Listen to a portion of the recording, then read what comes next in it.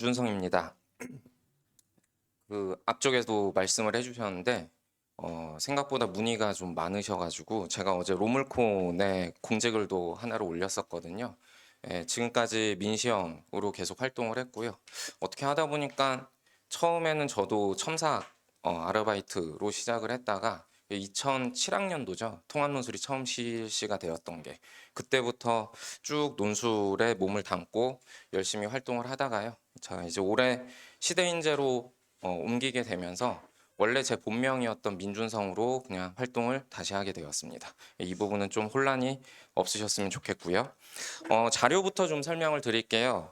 일단 제가 지금 간담회 진행하는 동안에는 그냥 앞쪽에 칠판에만 집중을 하셔도 되고요.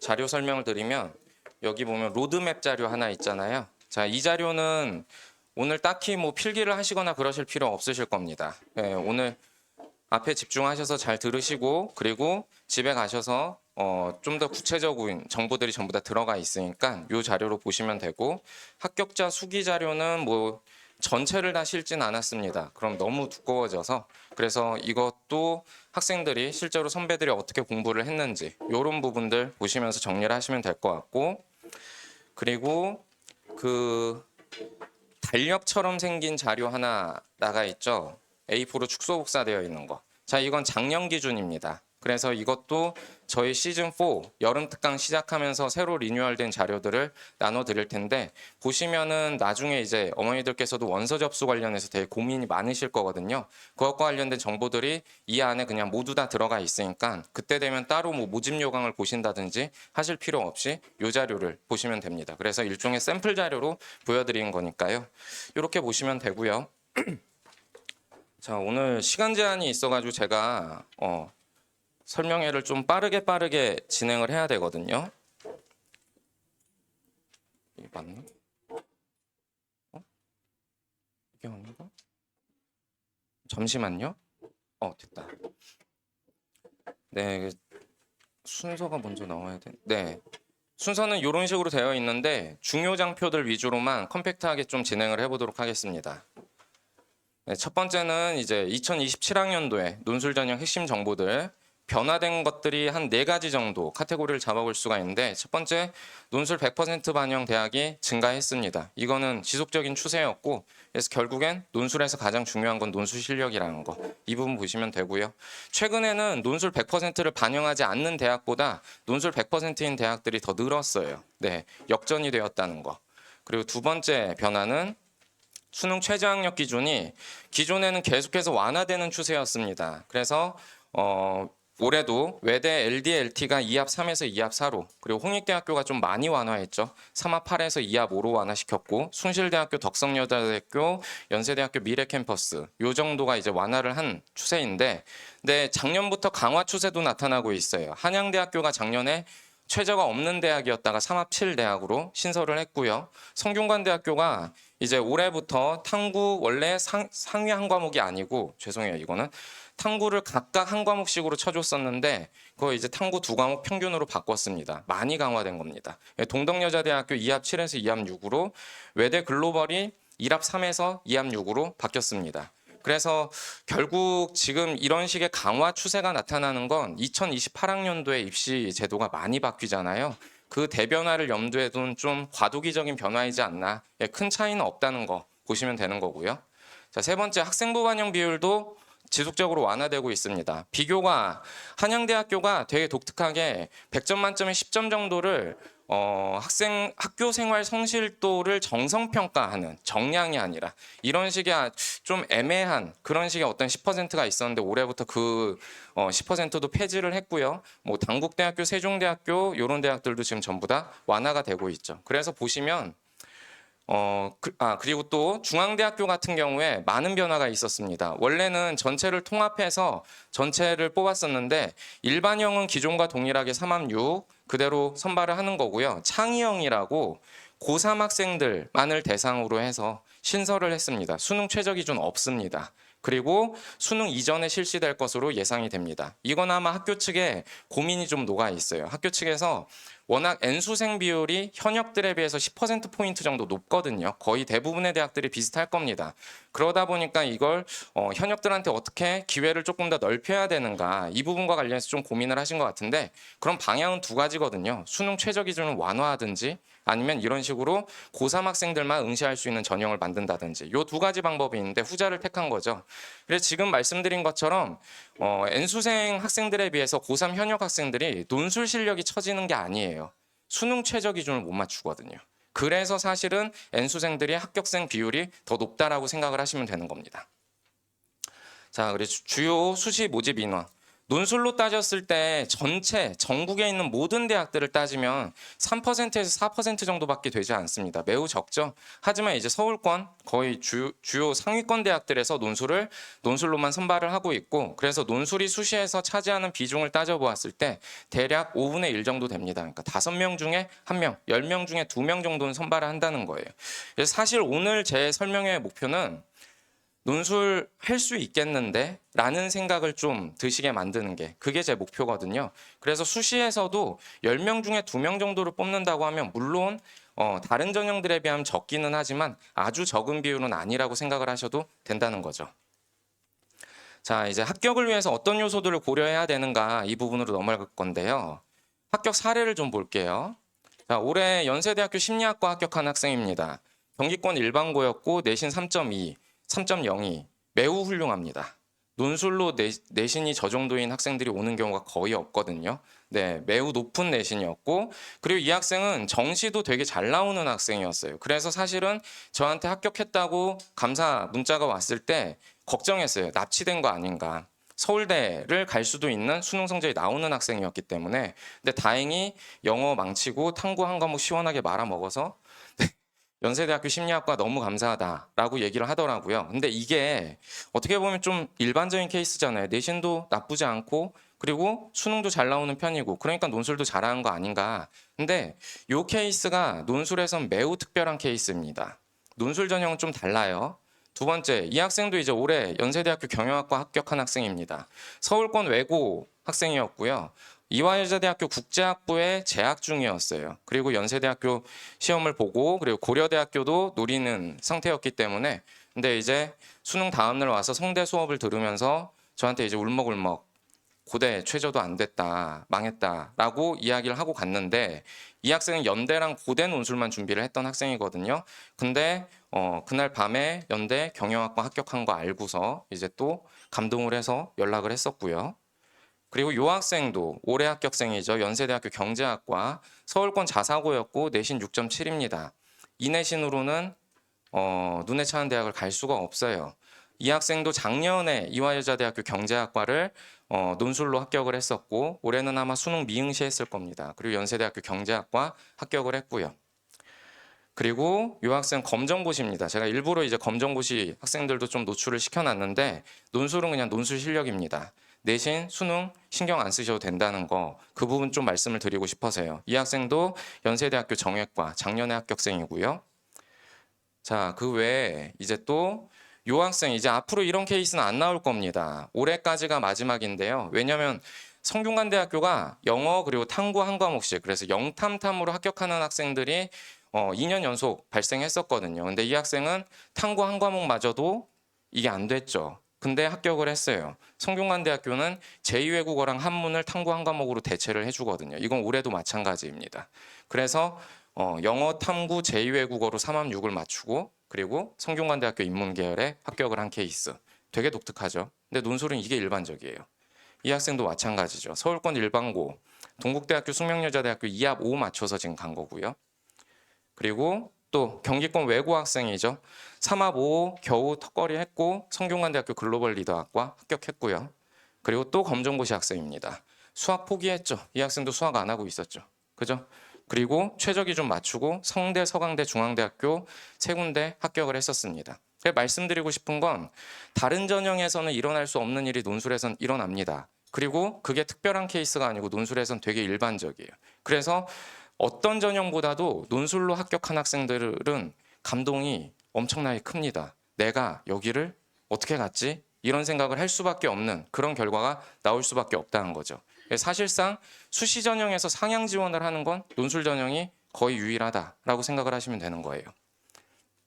자, 그럼 이제 저희가 내신 그리고 수능 그리고 논술 전형에서 물론 안 들어가는 대학들도 있긴 하지만 요 세 가지를 좀 살펴보면 되는 거잖아요. 자, 첫 번째 단도직입적으로 내신은 신경 안 쓰셔도 됩니다. 자, 왜 그러냐면요. 일단 학생부 미반영 대학들이 이렇게 많고요. 아까도 말씀드렸다시피 과반입니다. 그리고 논술 전형 교과 반영 비율. 이건 이제 학교에서 발표한 걸 제가 100점 만점으로 환산을 해서 보여드린 건데 이런 자료들 앞으로도 나갈 겁니다. 그때 보실 때 어떻게 하시면 되냐면 자 0.08점씩 쭉 깎아 내려가다가 급락하죠. 0.4점. 그죠? 그래서 급락하는 구간 앞까지는 와서 시험을 보라는 거구나 라고 생각을 하시면 돼요. 근데 제가 지금 빨간색으로 처리한 부분들만 위험하다라고 말씀을 드린 거거든요. 또 고려를 하셔야 되는 게 중대는 문제가 어려워요. 합격자 평균 점수가 거의 모든 대학들이 90점대에 형성이 되어 있는데 중앙대학교, 연세대학교, 이화여자대학교 같은 경우에는 70점 후반에서 80점대입니다. 난이도가 높거든요. 그럼 사실 고득점 포인트 하나 더 짚어내면은 요거 0.4점 커버하는 건 전혀 문제될 게 없겠죠. 그래서 중대 같은 경우엔 7등급까지는 와서 시험 봐라 이렇게 생각을 하시면 되는 거예요. 그리고 동국대학교 같은 경우에도 자 17.4도 좀 위험한 거 아닌가. 동대 시험 쉽다고 하던데 논술이 쉬운 편이에요. 동국대학교 같은 경우에. 근데 제가 여기까지 완화를 시켜둔 이유가 6등급까지 괜찮다고 말씀을 드린 이유가요. 동국대학교는 각 과목별 상위 10과목만 반영을 합니다.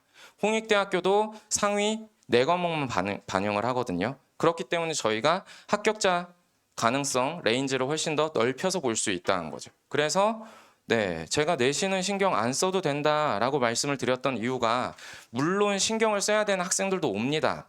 8등급 대 애들도 오거든요. 그러면은 원서 접수를 할 때 신경을 써야죠. 이런 대학들은 피해 가야겠죠.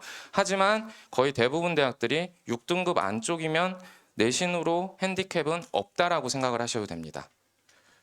자, 그래서 하위권 대학으로 갈수록 오히려 실질적 반영률이 높아지는데 요 대학들도 지금 반영 비율이 축소됐고요, 올해. 자, 이거는 플러스 알파로 말씀드릴게요. 비교과 출결 반영. 동국대학교 같은 경우에 미인적 지각 조퇴는 3회를 결석 1회로 칩니다. 이건 결석 일수 기준으로 말씀을 드린 거고요. 그래서 한 6일 정도까지는 괜찮다. 그리고 중앙대학교는 미인정 지각과 조퇴는 산입을 하지 않습니다. 결석 일수만 따지거든요.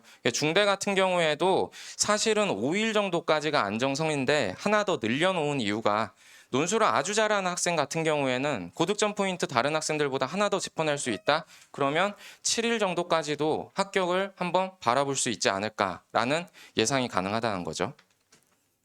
자, 학교 폭력입니다. 요 정도 선이 가능한데 힘듭니다. 수시로 학교 폭력 사항이 있는데 논술이 아니라 다른 전형도 마찬가지고요. 대학 입시를 치르기가 상당히 힘든 상황이 되었죠. 자, 그럼 이제 수능을 한번 살펴보도록 할게요. 수능 최저 기준 자체를 아예 반영하지 않는 연대, 중앙대학교, 창의형 이런 대학들 앞서서 설명드렸다시피 있는 거고요. 그리고 이제 4, 8 고려대학교가 가장 강하죠. 이것도 작년에 완화된 겁니다. 원래 고대 경영은 4합 5였어요. 근데 4합 5면 바보가 아닌 이상 5합 7 정도까지 나올 거고 그럼 그 학생들이 고대를 안 가고 연대를 가거든요. 그죠? 그래서 작년도에 이제 4합 8이 된 거고 3합 대학들 경희대학교, 이화여자대학교 특수학과들 그리고 요 노란색이 올해 바뀐 겁니다. 성균관대학교 탐구 평균으로 바뀌어서 글로벌 쪽은 3합 5 그리고 나머지 일반 학과는 3합 6 중앙대학교 일반 창의형 말고요. 창의형은 최저가 없다고 했고요. 영어 2등급을 1등급으로 간주해 줍니다. 중앙대학교 같은 경우에. 자, 그리고 서강대학교, 한양대학교가 3합 7 이상 3합 대학들. 자, 그리고 2합 대학들. 외대 LDLT가 2합 3이었는데 아까 말씀드렸다시피 2합 4가 됐고요. 동대 경찰행정 특수학과죠. 경희대학교 탐구 평균 2합 5고요. 이대는 국어 필수 포함 2합 5 그리고 홍익대학교가 올해 또 완화됐고요. 외대 글로벌이 강화를 시켜서 2합 6이 됐고 숭실대, 동덕여대가 하나씩 완화를 했습니다. 그리고 덕성여대는 제2외국어를 영어로 대체를 할 수가 있습니다. 자, 그래서 기본적으로 제가 수능 같은 경우에 내신은 신경 안 쓰셔도 되는데 수능은 세모다라고 말씀을 드린 게 최저 기준을 충족하고 나면은 실질 경쟁률을 저희가 살펴봐야 돼요. 최저 기준이 충족되었을 때 실질 경쟁률이 적게는 3분의 1에서 많게는 8분의 1 수준으로 떨어집니다. 네, 그래서 서강대학교 같은 경우에도 90대 1에서 100대 1인데 대략 한 25대 1에서 30대 1 정도 수준으로, 성균관대학교 같은 경우에도 90대 1, 60대 1 거의 한 근데 3분의 1 수준으로 지금 떨어지고 있죠.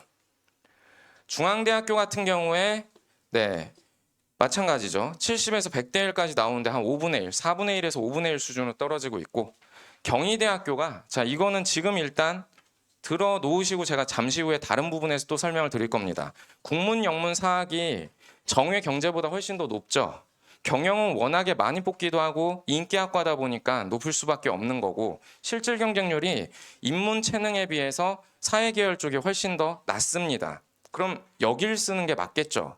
그죠? 네, 넘어갈게요.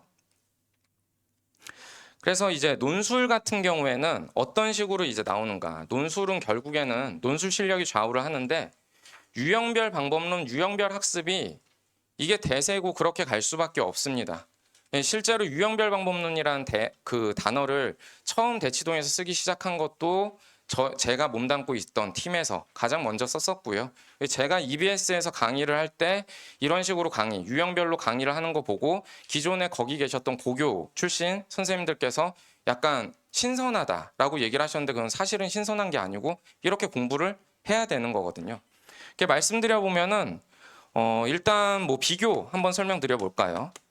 공통점, 차이점 찾는 겁니다. 통합 논술에서 비교라는 거. 그래서 공통 화제 주로 요즘엔 논제에 나와 있고요. 차이점은 그래서 이 화제와 관련된 핵심과 관련해서 차별화를 한다는 건 A 대 나 대의 구도로 이양 대립적으로 개념화를 하는 거예요. 개인 대 사회, 긍정 대 부정 이런 것들 있잖아요. 고득점 포인트는 더 찾으면 됩니다. A 대 나 대의와 왜냐하면 그러므로 연결이 되는 부수적인 B 대 나 B, C 대 나 C 더 많이 찾으면 돼요. 이게 이제 비교 유형입니다. 제가 이걸 말씀드린 이유가 나머지 유형들의 가장 근본이에요. 그래서 학생들이 비교를 할 수 있으면 논술 문제 풀이의 한 80%는 완성되었다라고 생각을 해도 되는 거거든요. 평가는 긍정과 부정이에요. 긍정적으로 보는 이유는 나랑 닮았으니까. 부정적으로 보는 이유는 다르기 때문에. 이런 식으로 이렇게 근본 유형들이 있는데 이 근본 유형이 안 나오는 대학들도 있어요. 그리고 또 연세대학교 논제 유형 정형화되어 있지 않습니다. 고대 완전히 정형화되어 있고 성대도 정형화되어 있고 서강대학교 정형화되어 있지 않고요. 이런 식으로 그런데 정형화가 되어 있든 정형화가 되어 있지 않든 블랭크가 지금 거의 없죠. 그죠? 그래서 정규반 학습이 매우 중요하다는 거예요. 정형화가 되어 있는 대학들에서도 조금씩 변주를 할 때가 있어요. 논제 요구사항을. 그런 부분에 학생들이 시험장에서 제대로 대처하기 위해서는 유형별 학습을 좀 충실하게 해두는 게 매우 중요한 지점이라고 볼 수 있다는 거죠. 자, 그리고 또 이제 논술에서 나오는 게 수리 논술. 영어 제시문도 설명을 드릴 건데 수리랑 영어는 액세서리라고 생각을 하시면 돼요. 수리 논술과 영어는. 연세대학교 같은 경우에 수능 기준 한 3, 4등급 정도면 다 풀 수 있습니다. 거짓말이 아니고 진짜 풀 수 있어요. 저도 수학 손에서 놓은 지 지금 20몇 년이 다 돼가는데 연대 문제 풀거든요. 제 강의는 못하지만. 왜냐하면 내가 풀 수 있다고 해서 푸는 법을 가르치는 거랑은 다르잖아요. 그죠? 상당히 쉽게 나오고요. 한양대학교가 원래 1등급이었는데 문과 학생들이 이과 학생들에 비해서 많이 밀리다 보니까 요즘엔 한 2등급 정도면 충분히 풀 수 있는 거. 건국대학교가 되게 난해하게 문제가 출제되었었는데 통합형으로 바뀌면서 난이도가 많이 하락했습니다. 그리고 숭실대학교 쉽고요. 중앙대학교 확통 잘하면 되고요. 잘하는 수준도 수능 확통에서 난이도 중정도 요 정도 풀 수 있으면 충분히 할 수 있고요. 경희대학교 아까 사회계열 쪽이 훨씬 실질 경쟁률이 낮았잖아요. 최종 경쟁률도 그렇고 그게 수리 때문에 그렇거든요. 학생들이 자기는 수학 못하니까 무섭다고 전부 다 피해가는 거예요. 근데 경희대학교 수리 문제는 그냥 많이 어렵게 나와봤자 2차 함수 정도? 이 정도 수준이기 때문에 문제될 게 없고요. 이대는 거의 사칙연산 수준입니다. 제가 그래서 이거 5등급이어도 되잖아 라고 했는데 저희 형이 수리논술 제가 전에 몸담고 있던 학원 대표 강사입니다. 민준호 강사거든요. 그래서 시대인재에서 여름에 저를 도와주러 와서 또 수업을 할 겁니다. 그때 이제 수리논술 특강 들으시면 되는 거고, 그래서 1학기 때는 그냥 수학 공부 열심히 하시면 됩니다. 수리논술을 따로 듣고 이럴 필요가 없고요. 영어도 마찬가지. 자, 외대가 오히려 제일 쉽게 나옵니다. 이대 조금 난해하게 나오는데 짧기 때문에 3등급 정도면 충분히 해결 가능하고요. 연세대학교는 2등급이라고 말씀을 드린 게 시간 압박이 심해서 그래요. 다른 이유 없습니다. 그리고 다른 문제들 한 번만 쓰이고 끝나는 게 아니고 이 두 대학은 문제 한 번 쓰이고 끝나거든요. 요 대학 연세대학교 같은 경우에는 최근 2개년간은 한 번만 쓰이고 끝났지만 그 전에는 문제 2문제나 3문제에서 전부 다 영어 재심을 물고 있는 이런 경우가 있었기 때문에 그래도 2등급 정도는 되어야 된다라고 생각하시면 될 것 같아요. 올해 수능 기준으로 하면 3등급으로 봐야겠죠. 올해 영어가 너무 불이었기 때문에. 자, 이제 논술 관련해서 주로 궁금해하시는 부분들.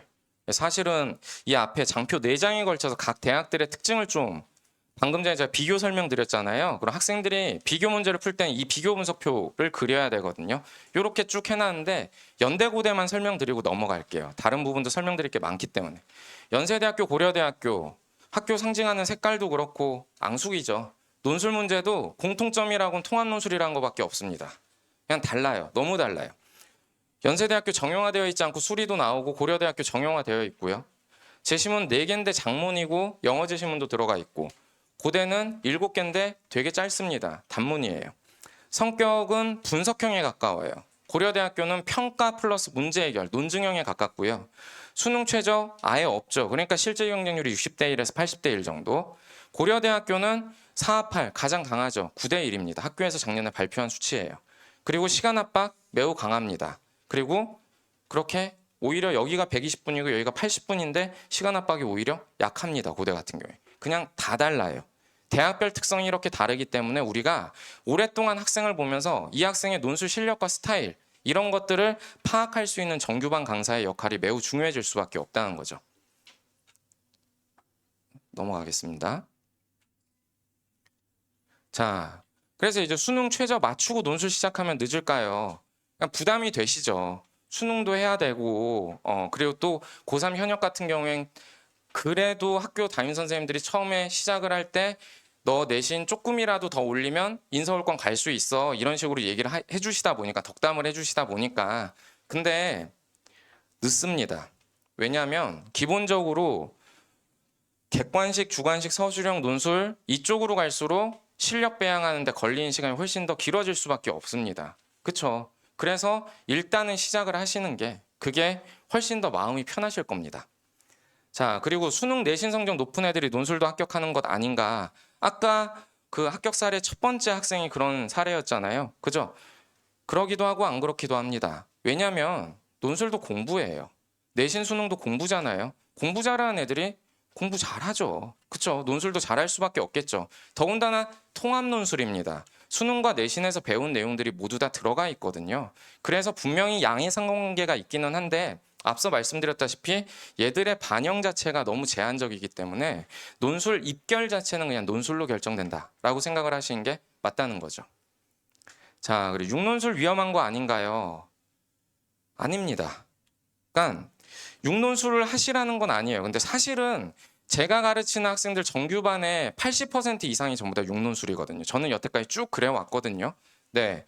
근데 기본적으로 육논술을 하지 말라고 말씀하시는 선생님들의 이야기는 달걀을 한 바구니에 담으면 안 된다라는 주식 투자 격언 때문이거든요.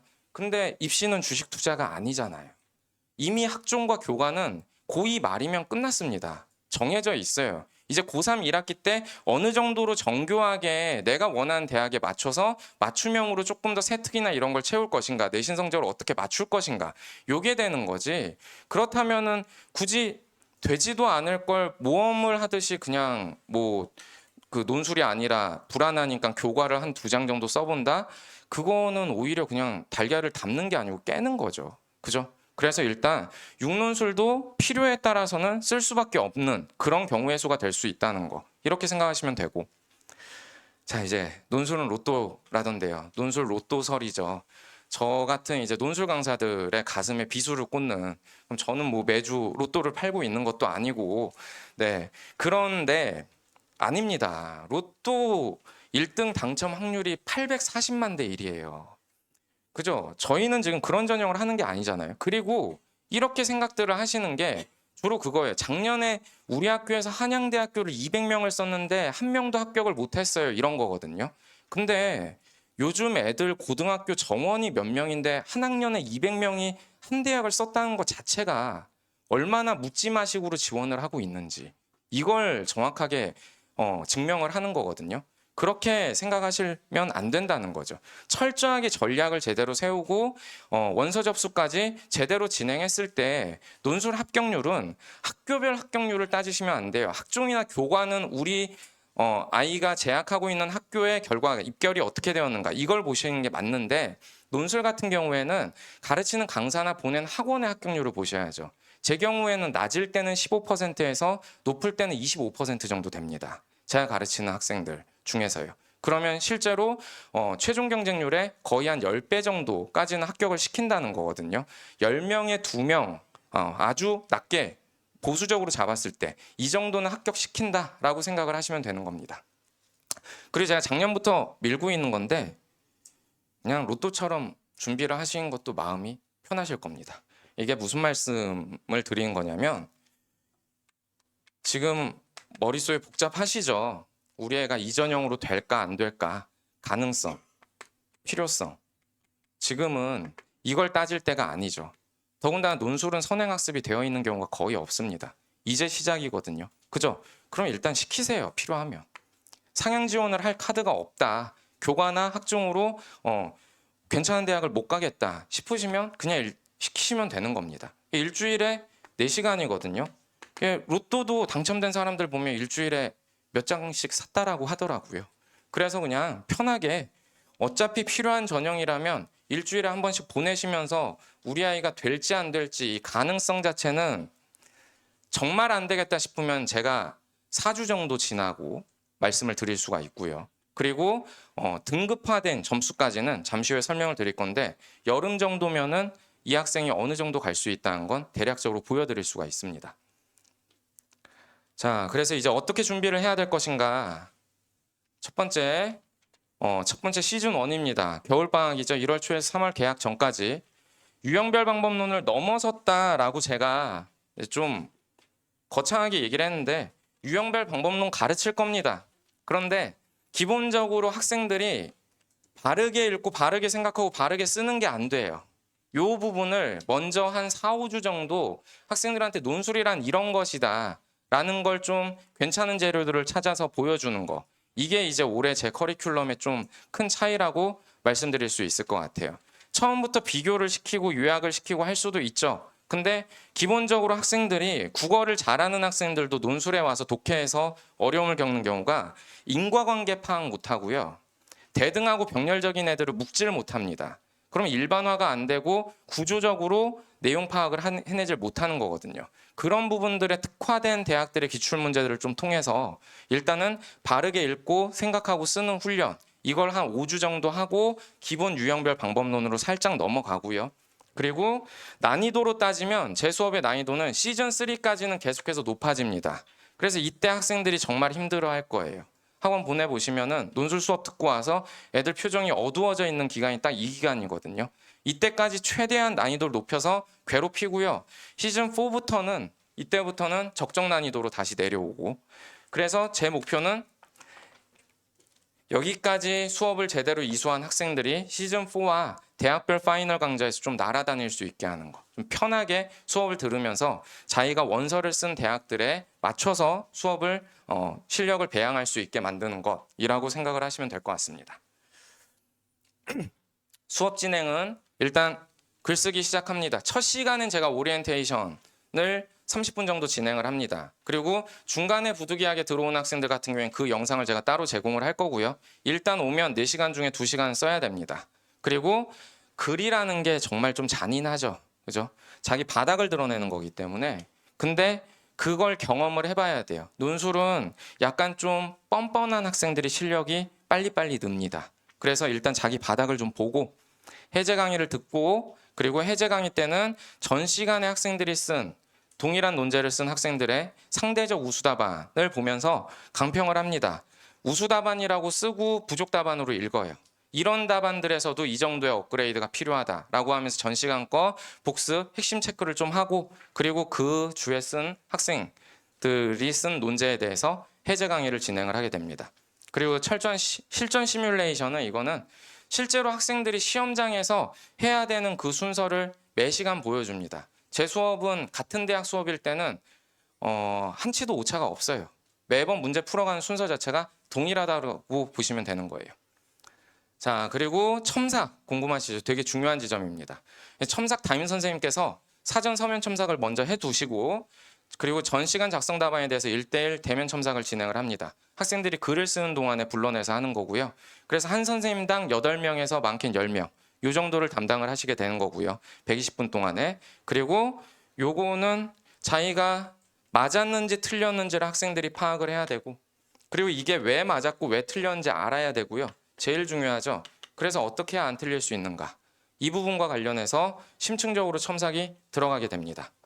자, 첨삭 담임이라고 했잖아요. 자, 이거는 한번 정규반에서 첨삭 선생님이 그 학생을 맡게 되면은 시즌 4까지는 학생이 반을 옮기거나 혹은 첨삭 선생님의 신변에 뭔가 변화가 있거나 이러지 않는 이상 한 선생님께서 계속 담당을 해주십니다. 그래서 연속성 있게 학생의 실력이 어떻게 배양되고 있는지 그걸 담당을 하게 되고 마지막 대학별 파이널 강좌 때는 랜덤입니다.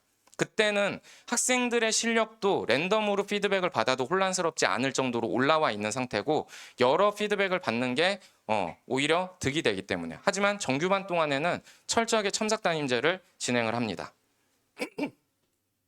자, 그럼 이제 학생들이 글을 쓰고 있는 동안에 저는 노는 건가? 그렇지 않습니다.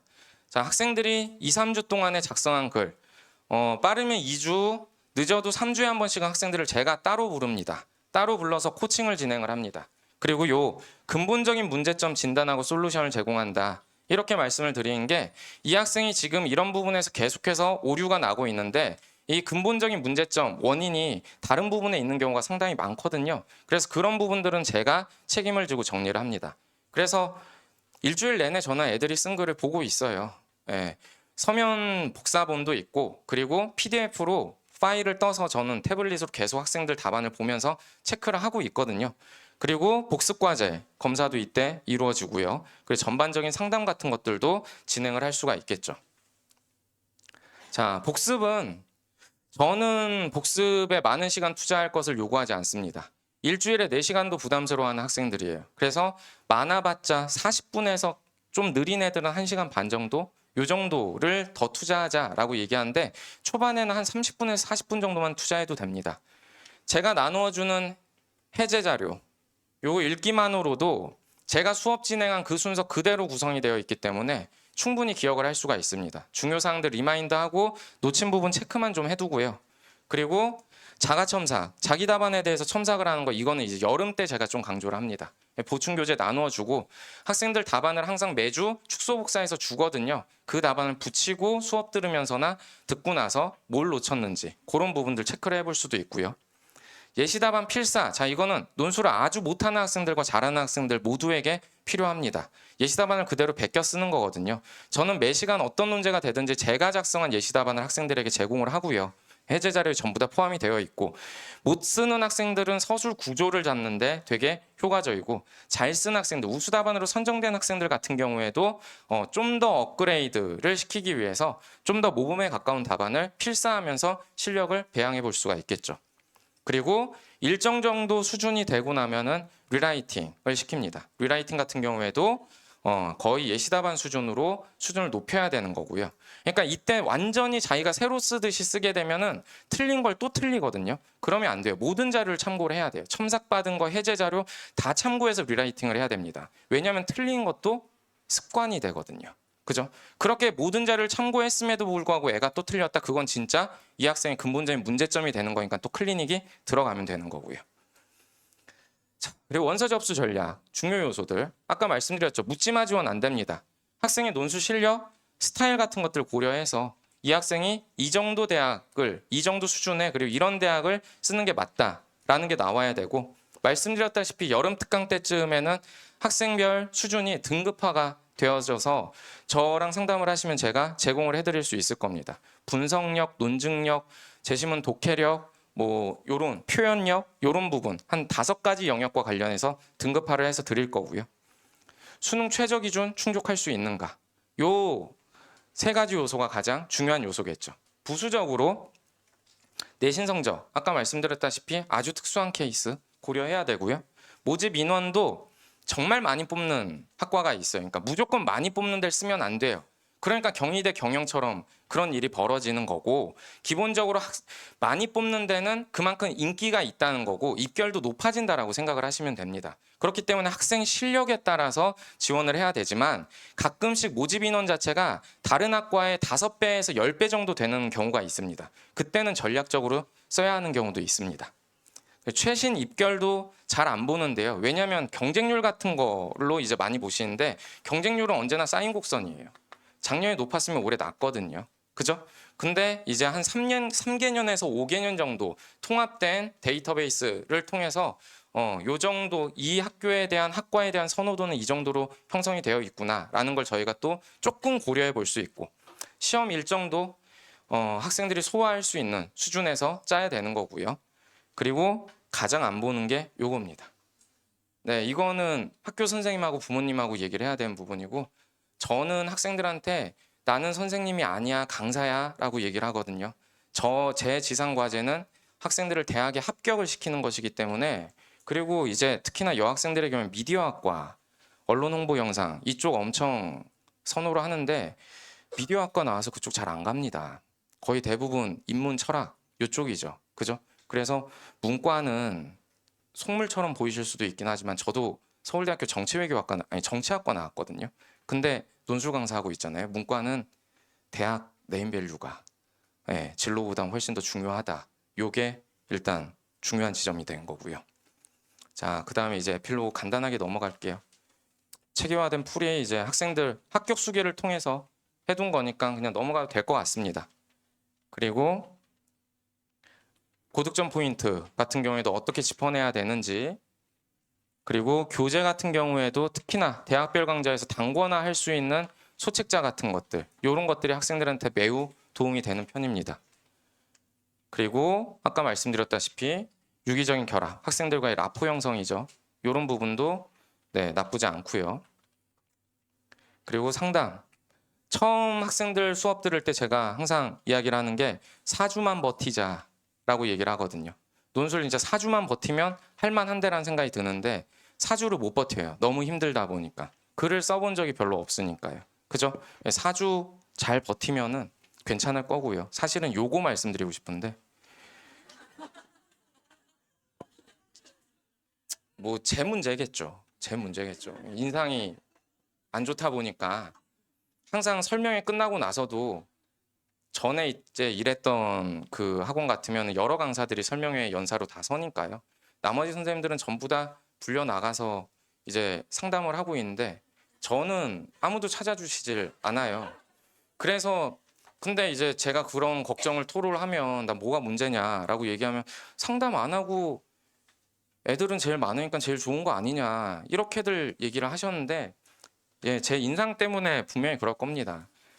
근데 많이 친절합니다. 그리고 저도 제가 강사로서 성장해 온 거는 사실은 뭐 방법론이라든지 가르치는 교수법 이런 부분도 있겠지만 학생들을 이해하는 정도, 요게 성장을 하는데 되게 중요했다라고 생각이 되거든요. 맨 처음에 강사 시작했을 때는 이게 안 되나? 이런 생각을 했었는데 지금은 미리 압니다. 이게 안 되겠다. 그러면 왜 그러는지 전부 다 설명을 해주고요. 학생들도 처음에는 좀 무서워하지만 그래서 작년에도 사실은 오늘도 옷을 어떻게 입고 올까 되게 고민을 했어요. 정장을 주로 입는데 작년에 처음으로 한번 니트를 입어봤거든요. 그랬더니 3분이나 오셔서 저한테 질문을 하시는 거예요. 근데 첫 번째 분은 논술 관련이었고 두 번째 분께서 쭈뼛쭈뼛 되게 조심스럽게 오시더니 진짜 실례되는 질문인데 선생님 혹시 애들한테도 그렇게 무서우시나요? 라고 물어보신 거예요. 그랬더니 세 번째 계시던 분이 저도 그게 궁금했어요. 라고. 그러니까 안 그렇습니다. 저도 나이가 이제 좀 됐기 때문에 제가 내년에 한국 나이로 47이거든요. 그래서 아이들 잘 이해합니다. 예, 너무 걱정하지 않으시고 해치지 않으니까 맡기셔도 됩니다. 자, 이상 이렇게 하고 그리고 질의응답 좀 받아보도록 할까요? 질문 있으시면. 네. 네. 네. 대학별 강좌요. 똑같습니다. 학생들한테 동일하게 그 대학 그 시험 시간에 맞춰서 쓸 수 있는 시간을 주고 제가 해제 강의를 하고 그리고 그 다음 시간에 와서 첨삭을 받고 대학별로 다 나눠지죠. 아, 그리고 시즌 1, 2까지는 저뿐만이 아니고 다른 선생님들 다른 학원도 전부 다 커리큘럼이 동일해요. 반별로. 사실은 지금 분당에서는 제가 연고성반과 명문대반으로 나누어서 하고 있는데 대치 같으면은 이쪽 수요가 크게 많지가 않다라고 해서 제가 지금 반 구별을 안 해놨거든요. 근데 시즌 2까지는 어차피 커리큘럼이 모든 반이 동일하고요. 시즌 3 혹은 시즌 4에서부터 좀 세분화가 될 겁니다. 연대 집중반, 연고성반, 명문대반 많이 세분화된다면. 그렇죠, 그렇죠. 네, 그리고 대학별 강좌 때는 그냥 그 대학별로, 네, 홍대 파이널, 뭐 연세대학교 파이널 이렇게 진행되는 거죠. 또 질문 있으시나요? 네. 몸이 허락하는 한 최대한 해보겠습니다. 아마 그렇죠. 아, 그게 작년 기준으로 보면 안 되는 게 제가 작년에는 대치랑 분당을 나눠서 했기 때문에 그래서 오히려 그 해결해 줄 수 있는 대학이 적었거든요. 올해는 근데 파이널 때는 대치에서만 할 거예요. 수능 직후 파이널 때는. 그래서 많이 네. 네. 파이널 때 오셔야 됩니다. 네, 수능 전 파이널까지는 아마 분당에서 최대한 좀 많이 진행을 하려고 할 거고 수능 이후 파이널은 대치로 아마 집중을 해야 될 것 같습니다. 네, 또 질문 있으시나요?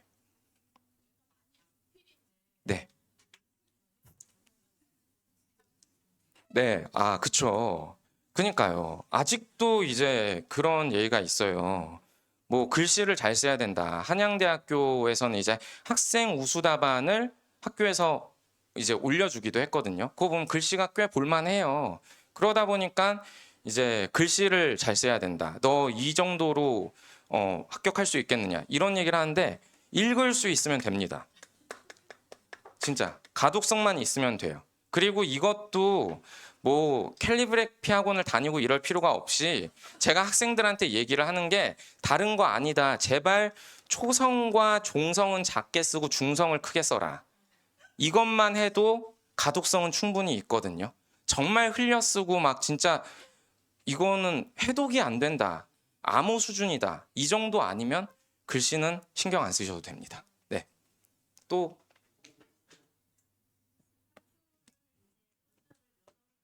네. 그 대학별 강좌를 전부 다 들을 수 있게 네. 네. 그리고 그 부분까지 좀 안배를 합니다. 이 학생이 준비를 전부 다 할 수 있겠는가. 그래서 제 경우에는 수능 전에는 대학 하나만 쓰라고 합니다. 수능 전에는. 예, 수능에 악영향을 미치게 되고요. 그러니까 정말 모든 걸 내려놓고 인서울권으로 가야 되는 학생들 같은 경우는 수능 전에도 2개씩 써야 됩니다. 사실은 최저 없는 대학들 뭐 당국대학교라든지 섞어서 써야 되는데 가톨릭 대학교라든지 근데 그게 아니면은 어쨌든 학생이 준비할 수 있는 수준으로 원서 접수는 전부 다 상담이 진행됩니다. 네, 그냥 편하게 하셔도 되는데. 네. 시간 압박이 심한 대학이 있어요. 그러니까 아까 제가 장표 그 3장 넘어간 거 있잖아요. 그 부분에서 조금 더 설명을 드릴 수 있었는데 대표적으로 연세대학교, 성균관대학교, 숙명여자대학교 요 세 대학은 시간 압박이 엄청 강해요. 네. 그래서 어느 정도 빠르게 쓰는 것도 필요하긴 한데 근데 기본적으로 유형별로 써야 되는 문장 순서가 다 정해져 있습니다.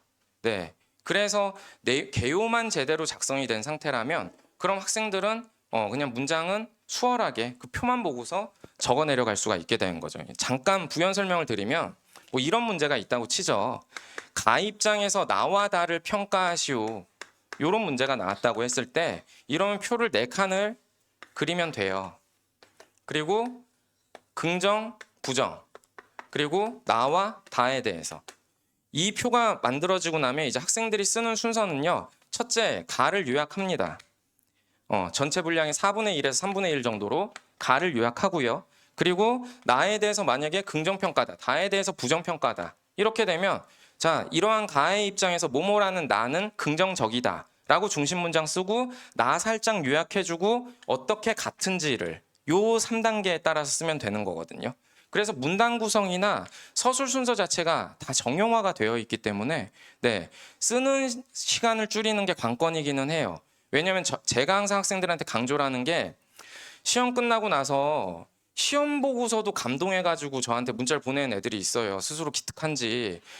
합격을 하고 감동을 해야죠. 근데 그 학생들이 대부분 얘기를 하는 게 완성을 했다 이거예요. 드디어 완성을 못했었는데 기특하죠. 근데 완성한다고 붙는 거 아니잖아요.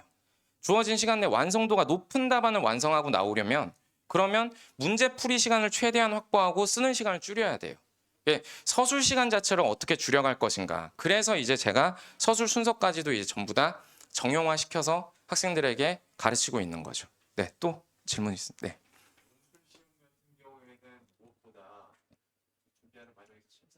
네.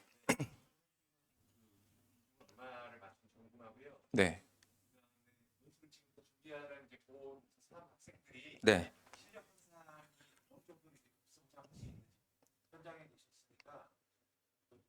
네, 네. 두 가지를 말씀을 드릴게요. 자, 첫 번째 첨삭 아까 말씀드렸다시피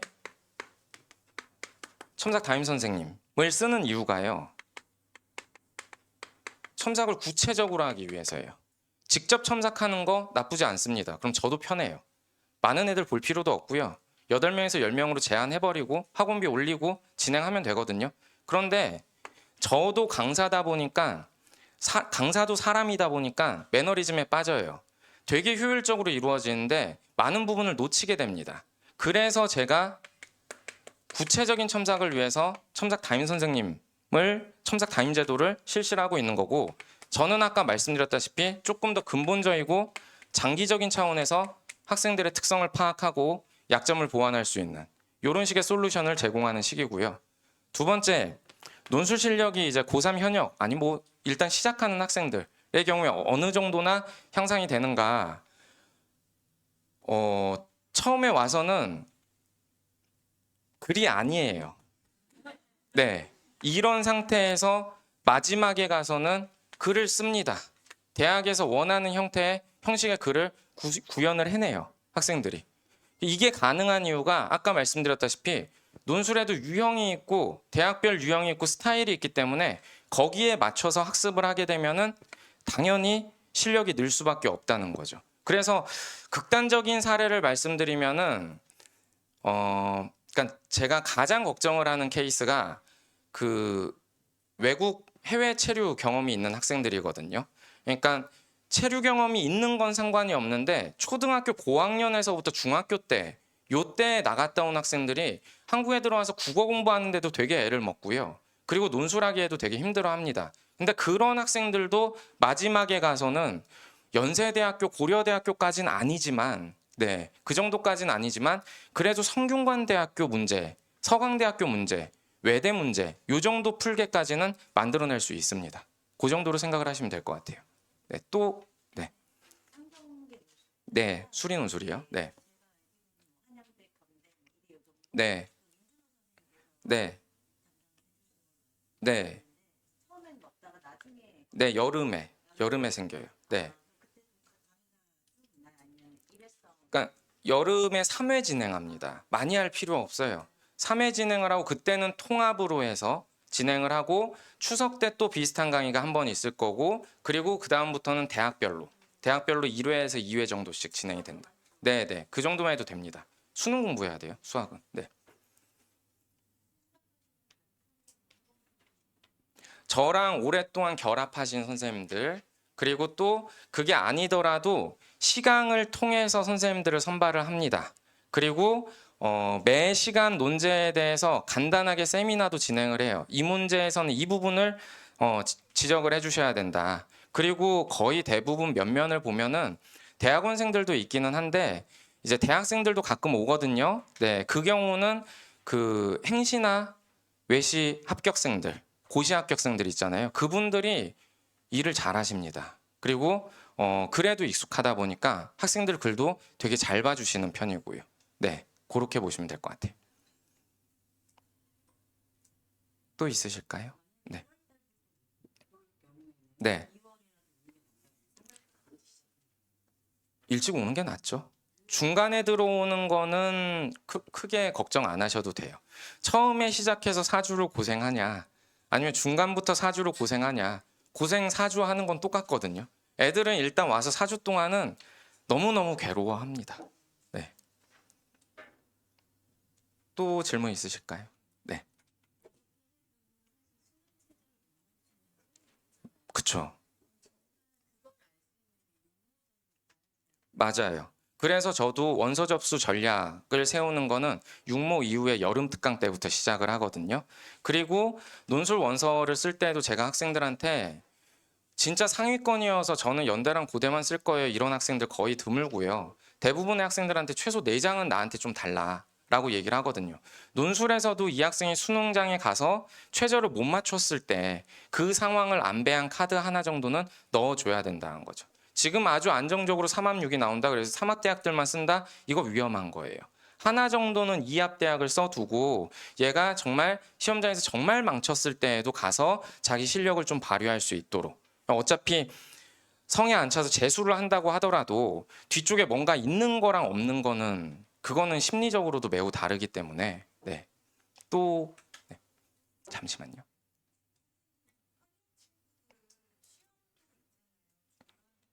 그때는 2주 정도 휴강합니다. 네. 그래서 그것도 말씀을 드려도 될까요? 5분 정도 남은 것 같은데 이제 고3 학생들이 힘든 게 그거예요. N수생들에 비해서 힘든 게 얘들은 수능만 하잖아요. 근데 이것저것 이벤트가 너무 많거든요. 그래서 실제로 제가 학생들한테 얘기하는 게 그 1학기 중간 기임할 때 휴강 2주를 들어가면서 하는 얘기가 그냥 해라 내신. 예. 아무리 논술에서 내신이 의미 없다고 해도 그냥 그 기간 동안엔 내신을 해라. 그러면 2학년 때보다 떨어지지 않는다. 왜냐하면 아예 포기해버린 정시 학생들이 있고 상위권은 그들만의 리그이기 때문에 어차피 지금 내신 4에서 6등급 나온다. 이때만 해도 2주 때만 해도 이거 유지할 수 있거든요. 더 떨어진 것보다는 아무래도 0점 몇 점이라도 더 높은 게 낫지 않을까요? 고3 학생들 특히 수험생을 둔 어머니들께서는 그걸 생각을 하셔야 돼요. 애들이 평정심을 유지를 해야 되는데 그게 막 멘탈적으로 이런 말씀을 드리는 게 아니고 이런 걸 신경을 안 써야 돼요. 그러려면은 되게 편한 방법이 닥친 거 하면 됩니다. 내신 기간이야 내신 하세요. 수능이야 수능 평소에 하는 거고 논술 일주일에 한 번 와서 하면 되는 거고요. 그래서 지금 자기가 해야 되는 거 그냥 하나씩 해치우다 보면은 그럼 어찌됐건 시험장에서 큰 사고는 벌어지지 않을 것이다. 이렇게 이야기를 하는 거거든요. 네.